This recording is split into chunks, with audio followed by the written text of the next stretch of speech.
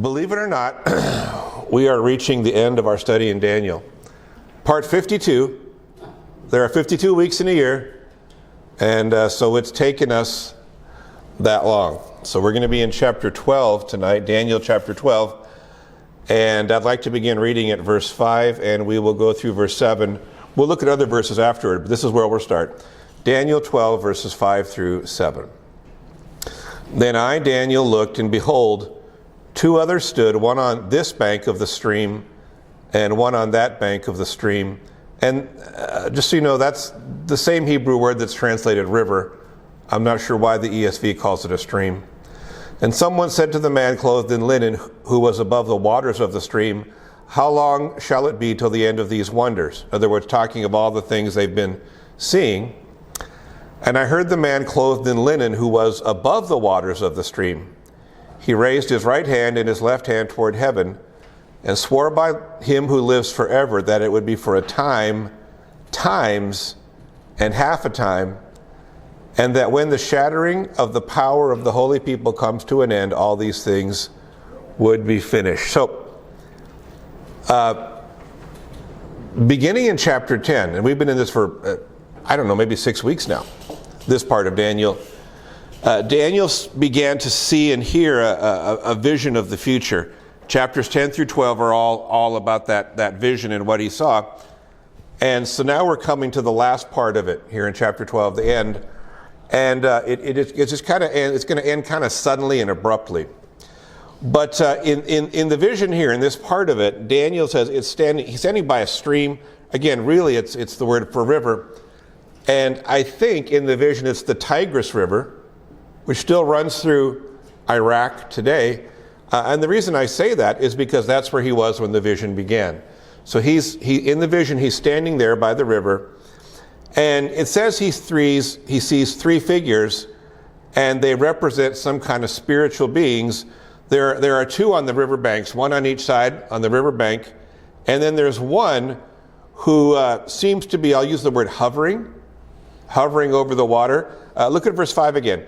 I, Daniel, looked, and behold, two others stood, one on this bank of the stream and one on that bank of the stream. And someone said to the man clothed in linen, who was above the waters of the stream. That's why I use the word hovering. It's like he's up in the air. And the question is, how long shall it be till the end of these wonders? Now, again, going back to chapter 10, what they've been seeing is a series of hardships that are going to come to God's people. Initially, they're going to come to the Jewish people in the form of the cruel behavior of Antiochus Epiphanes, a king who was still coming.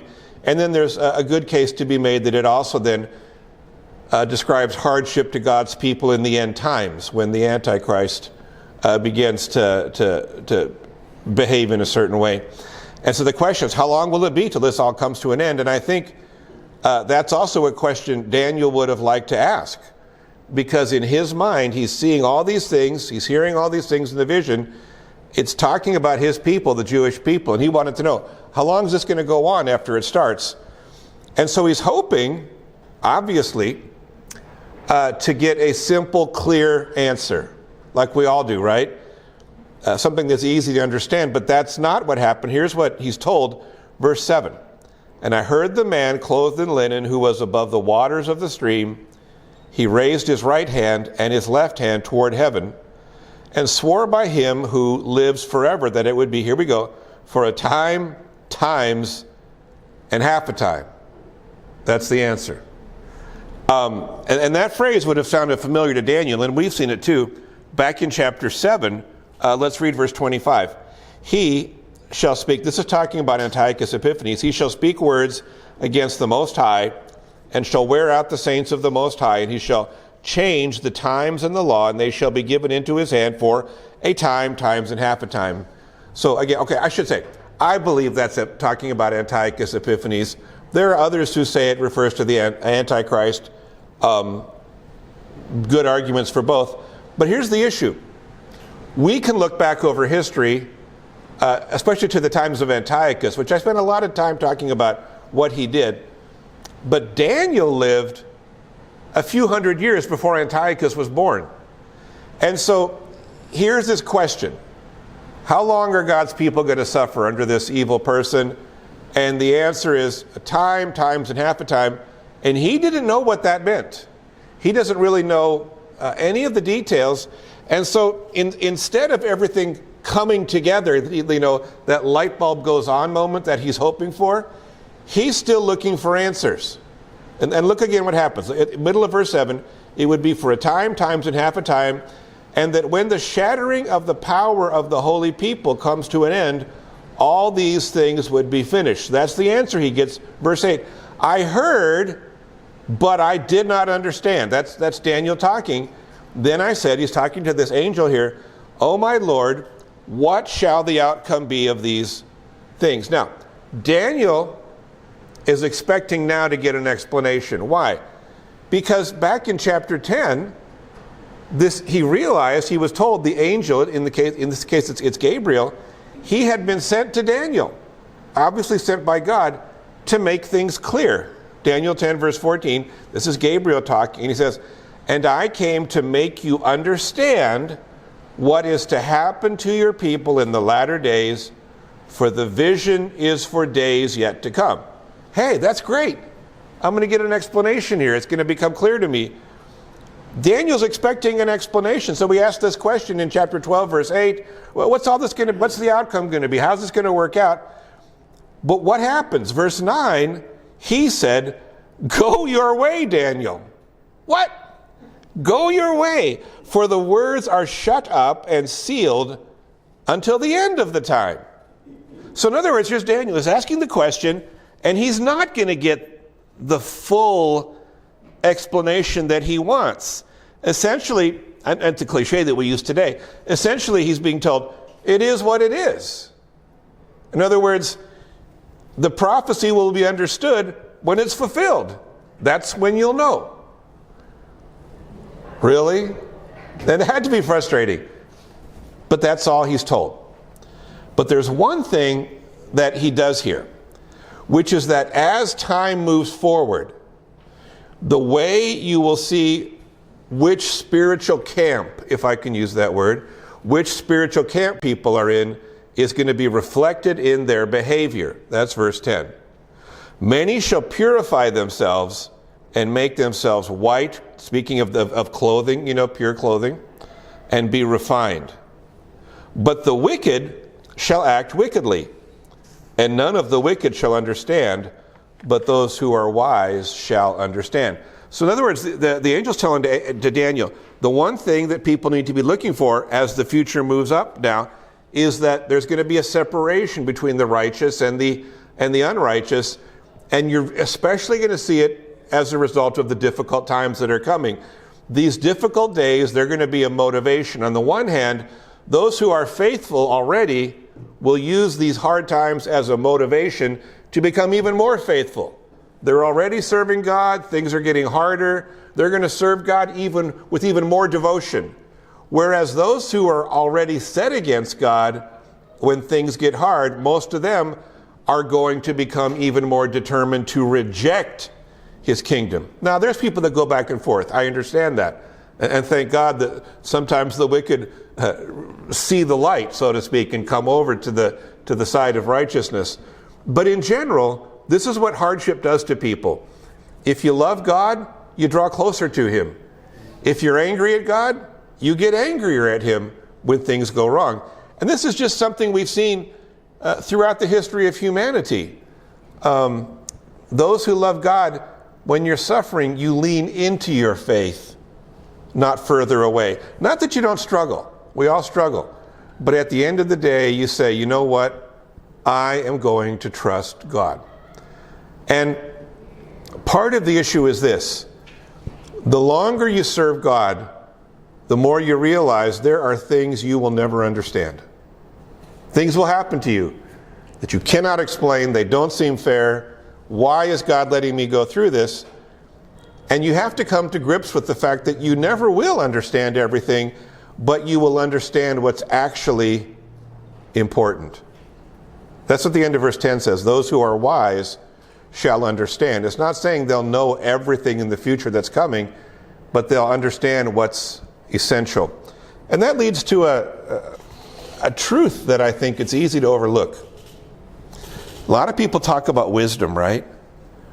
But if you ever pay close attention, you'll see there's a really big difference between worldly wisdom, right, and the wisdom of God. I don't care, you can have a PhD in philosophy. Worldly wisdom, for the most part, there's a lot of foolishness in it.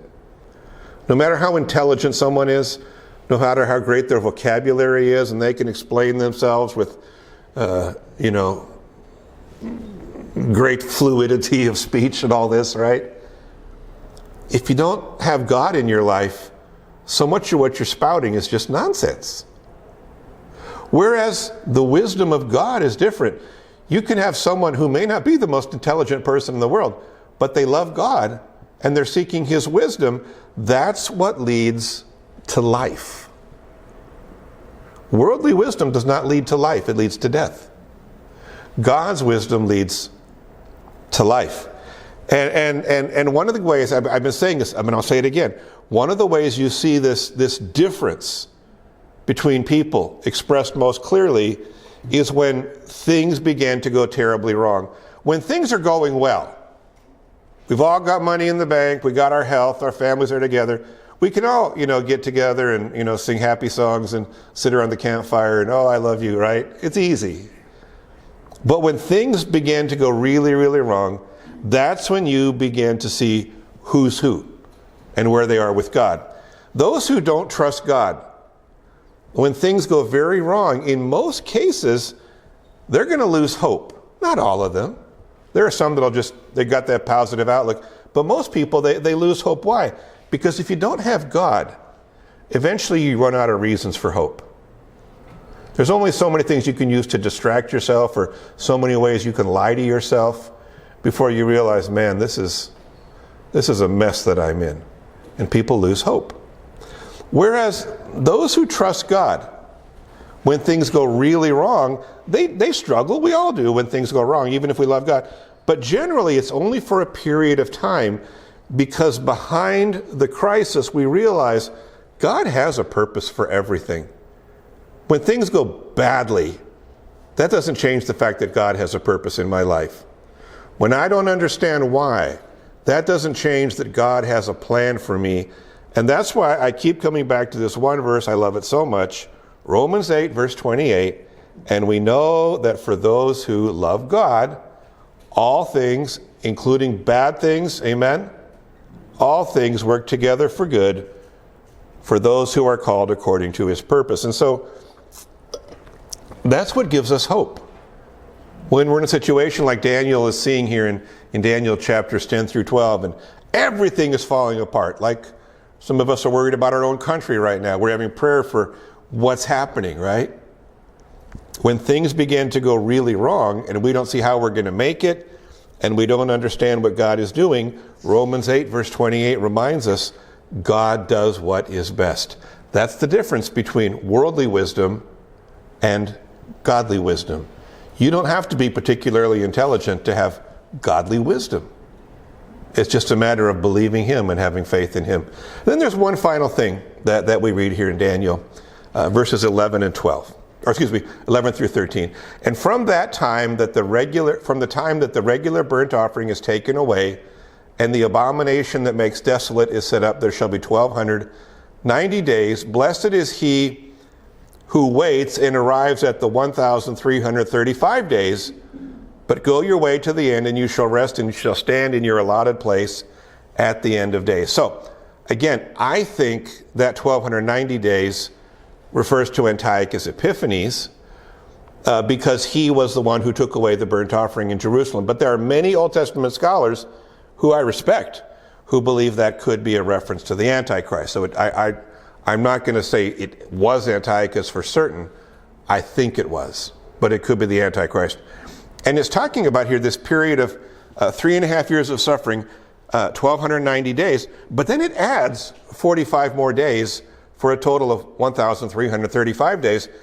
And I'm looking at that this last few days, where does that come from? And I read and I read and I read some more, and I didn't find anything that really I felt provided an explanation that I was able to understand. There's these specific numbers. There's a beginning, there's an end, and all these things. And all I can say is this: I don't understand what that extra 45 days is about, except maybe it was just a reminder to us that God is in control. God sets the beginning and God sets the end. This is how long His people are going to suffer, and it can't go beyond that. That's the best I can tell you. I don't know where the extra 45 days comes from and what it has to do with. And again, neither did Daniel. Daniel asked that question, what's going to happen? And he's told, no, just go your way. Back in verse 9, the words are shut up, they're sealed to the end of time. And again, it's just a reminder to Daniel, you just have to trust God. I'm not going to give you all the answers. I'm not going to show you everything you want to see. Just trust me. And that's where we're going to leave the book of Daniel. I remember when I was younger, 52 weeks ago, a year ago.